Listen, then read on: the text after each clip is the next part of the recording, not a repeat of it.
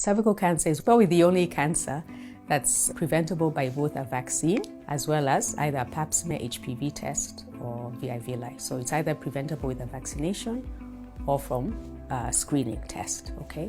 So if, first for all women, please advise your younger sisters, your daughters between the ages of 10 and 14 to go and get vaccinated. For any woman above 25, they should go for pap smear screen.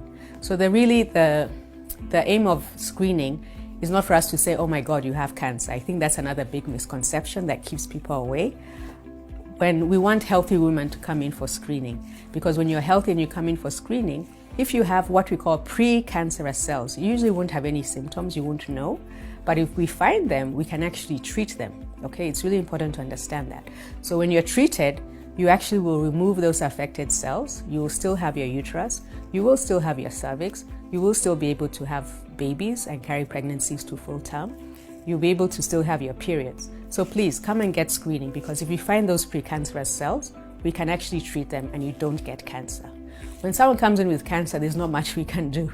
At that point, we're talking removing the uterus, radiation, chemotherapy. Your chances of survival are less than 50%. So, I think you need to see which is a better option. Is it better for me to get a vaccine, get my daughter vaccinated and go in once every 3 to 5 years to get a test? Or do I want to wait until I'm bleeding and in pain to only be told, oh, you have cancer, your chance of survival is less than 50%. The sad thing about cervical cancer is it affects women at their prime. So we're talking about women between the ages of 35 and 55. That's the most common age group where women will present with cervical cancer. So you can imagine, this is someone with young kids, you're a wife, you're a mom, you're probably, in your career, doing well, and then all of a sudden you have cancer. Who's going to take care of your kids?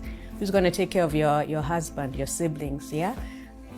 So it takes women at the prime of their lives. And the sad thing about it, you can actually prevent it. There's no need for anyone to die from cervical cancer. These are things we can prevent. It's the only cancer that's actually preventable.